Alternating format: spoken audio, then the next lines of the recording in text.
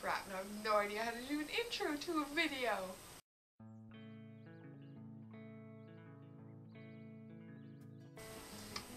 Okay, so today I wanted to talk to you guys about my childhood memories. Not the ones that you'd think you'd hear from people. I had a very dangerous childhood. For example, in grade 3. Grade 3 was the day, grade 3 was the year that I broke my leg. Now, I was actually not at school in grade 3 classrooms. I was at the playground with my mom. And I tried to go down like those fireman poles on the playground, and I was terrified of going down one of these. Never could be able to do it. I decided that day that it was my day to do it. So I prepared myself and I climbed on that fireman's pole, and I swung myself around, grabbed onto the pole, so I was on the outside of the pole facing the playground, and my foot got stuck in the bars on the side, and I slipped, and my whole body just kind of went from this position, okay, that was not, from this position to this position, and my foot was caught in the bar, and yeah, it was not good. I heard a snap, but finally wiggled loose, and my mom comes leisurely walking up. Yes, this is how she just comes leisurely walking up on the ground, crying because it hurts so bad, and she's like, "Hope, what are you doing? Get up! We're going home now. Stop fooling around." So I get up. I'm like, "Mom, my foot really hurts. I think I did something to her. We should go to the hospital." She's just like, "You're being overdramatic. We're not going to the hospital." I get up and I'm walking home.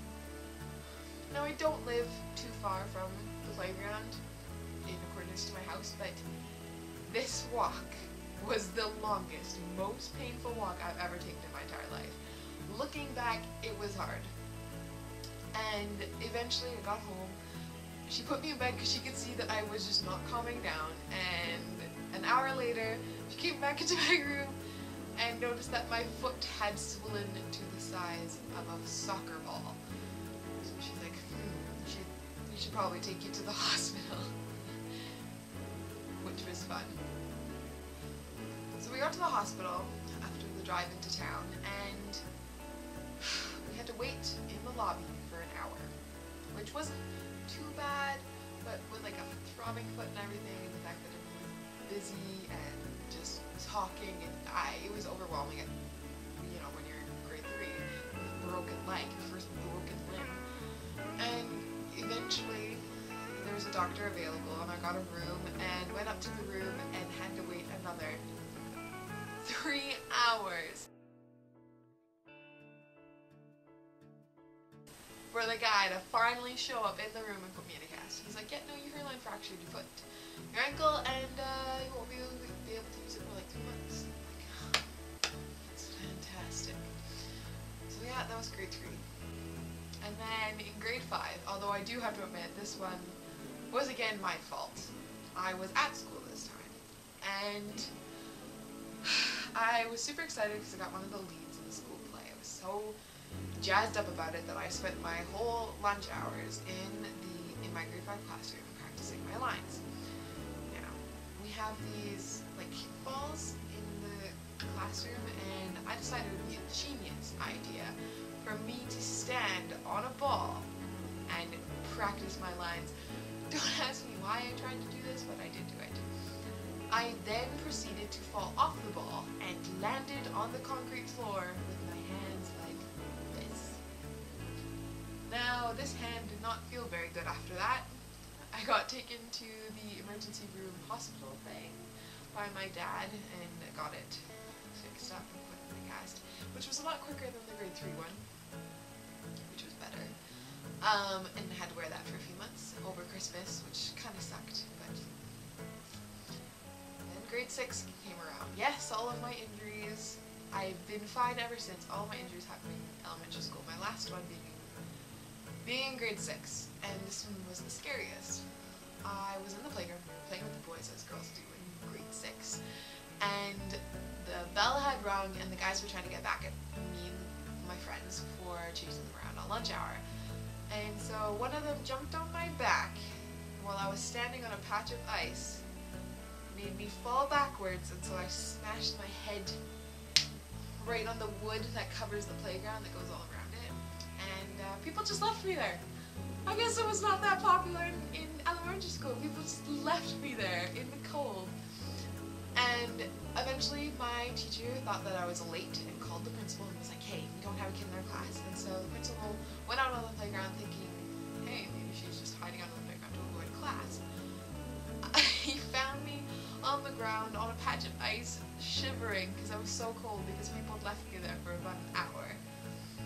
I was just blacking in and out of consciousness, and he helped me up. And I remember falling to the ground, and I remember him helping me up, and I remember just being sitting down in this chair in the office, and that experience went a little bit like this.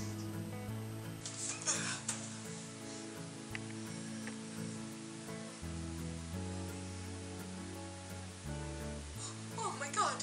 Oh, are you okay? How many fingers am I holding out?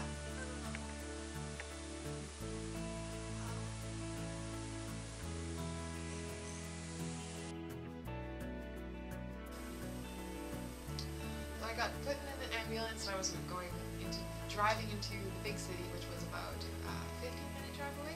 But we had a hospital in town, but they just didn't want to go there. They needed expert help, so they took us to the big city hospital. And they put me in this ambulance, and I had passed out, and they woke me up about halfway through, and they were like, okay, hon, we're just gonna put the IV in.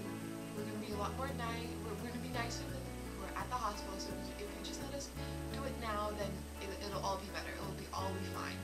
They gave me this teddy bear, which I think I still have now.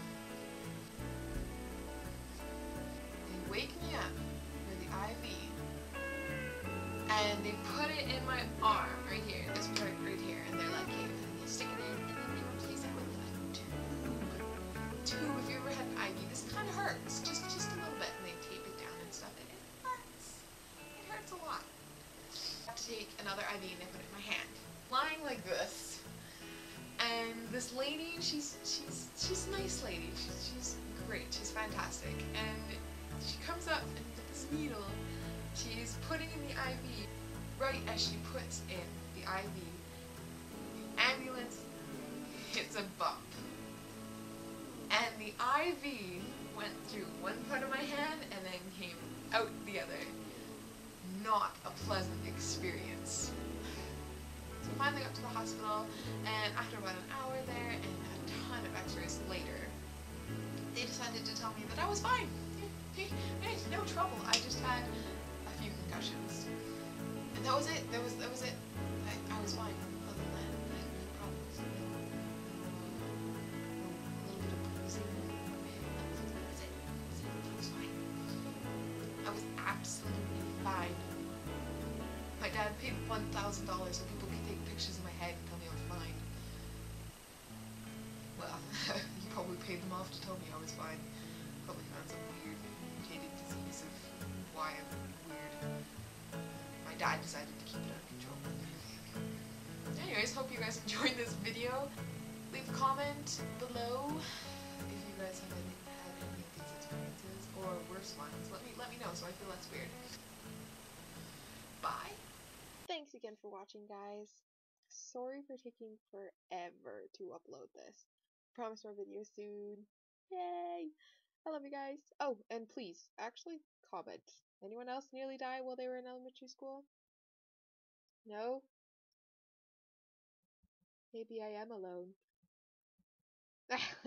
I knew that already. Lol. Hey guys, so just a little tidbit at the end here if you bothered to watch through the credits. I was editing my video, and I recorded it, the filming a long time ago. Well, not a long time ago, but a while back, so I couldn't really remember. I remember what it was, but I didn't remember what I did. And I found a lot of this.